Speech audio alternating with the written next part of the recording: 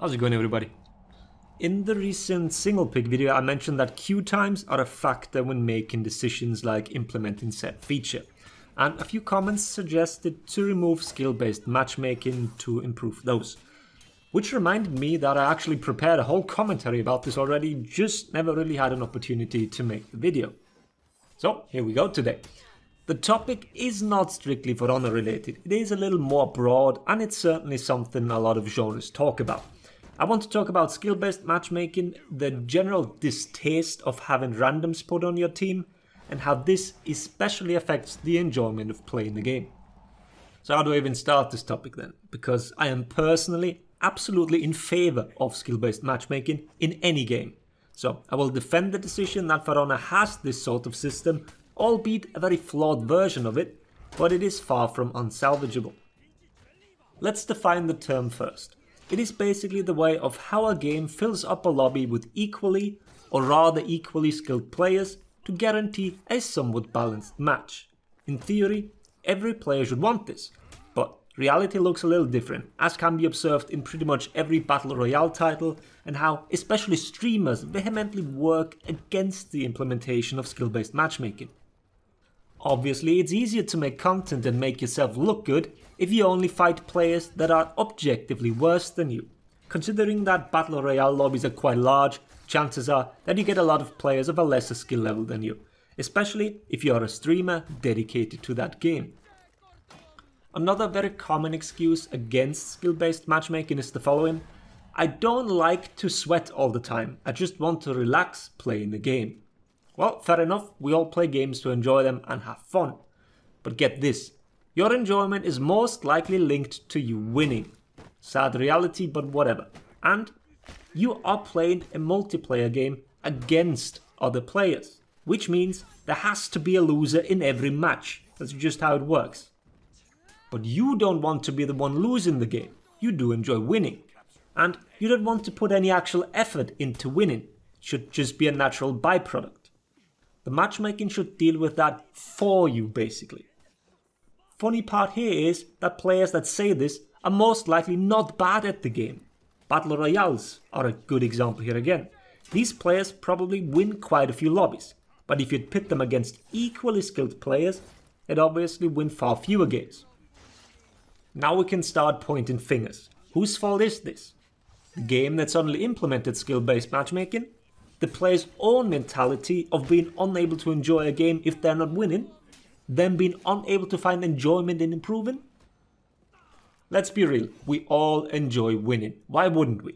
Getting stomped all the time isn't fun.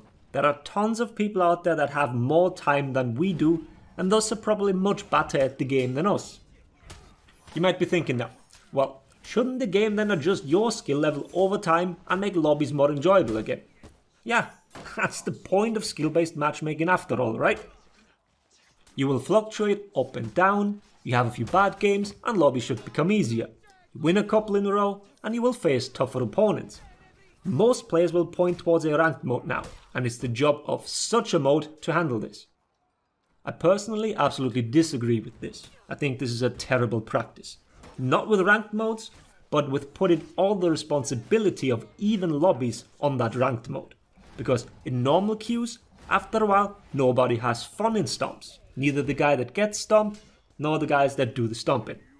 It gets boring for both sides, or at least that's what I'm imagining for any individual with at least a little bit of self-expectation. So if you're playing an online competitive game and you're advocating against this, then, well, I don't really know how to put this nicely. Well, actually, let's not this time. You come up with a name.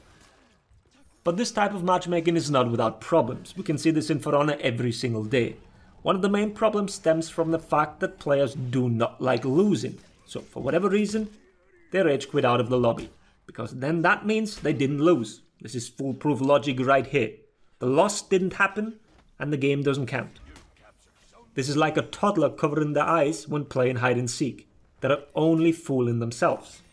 So apart from that fact, you now have a skewed lobby with a bot that won't get replaced. This is especially horrible in breach matches. For some reason, people disconnect way more often in that mode. Well, I say for some reason, we all know that some maps in that mode make it unplayable for one side. But never mind. We do have matchmaking penalties that try and discourage players from quitting mid-match. But most players know that there are still ways to get out of a match without being penalized. And from what we can tell, this also won't affect your matchmaking rating, or your skill level which matchmaking is based on. So these players will quit every match that they're losing and stay in the games that they're winning. So slowly but surely, their MMR will go up and they're put in lobbies against players they have no business playing against. Which then results in them quitting more, making more lobbies unbalanced because of bots, and here we are in this vicious cycle. I'm sure every region has some players that do this, and all of you know who I'm talking about. Their names are well known, and there's a reason these kids have their chat off. But besides that obvious problem, the system is not always that perfect in assembling teams of actual equal skill. Most likely because For Honor allows full 4 stacks to queue into solo players, or rather all combinations can match with each other. And somehow the game thinks that it can balance our lobbies by giving the 3 stack a quote-unquote worse player. And everyone who has ever experienced this knows what a true nightmare these random players can be. We all make fun of them.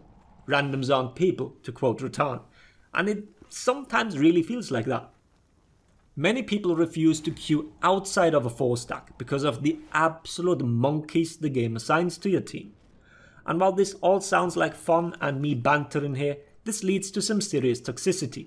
Everyone blames the other guy. Then their people turn their chat off, giving you no way to communicate with them and telling them what they're doing wrong and what they could do better. People will start to ignore everything. With that I mean every form of reasonable tactic. They're just running in, feeding revenge, dying, and then rinse and repeat. The cause of all this is manifold. Some will point out the lack of educational material, others will blame it on the current generation of gamers and how they approach online matches in general. Like I said, For Honor allows you to 4 stack and somewhat circumvent the whole problem. Which by the way will be a whole nother debate should we ever get a ranked Dominion mode. Will we allow queuing as a team or do we limit it to solos? There are benefits to both approaches and I've heard many players, a lot of top players at that, speaking out about this already. I know what I'm leaning towards, but I'll talk about this should you be ever mention any plans to reintroduce a ranked 4s mode. But this video is about skill-based matchmaking, and what the whole debate boils down to is match quality versus queue time. Unless your game is blessed with a huge player base, you need to make concessions in either of these two departments. When and how to do this effectively is probably a bigger mystery even to developers than we like to admit.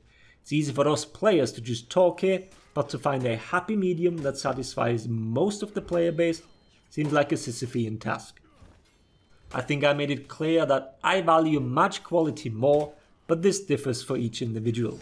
In the end, it's the devs that need to find answers to this, and all we can do is listen to the mental gymnastics that players from either side of the coin are performing. Feel free to show your best scoring move down below. Hope the video was interesting. Thanks for watching. Laters everybody.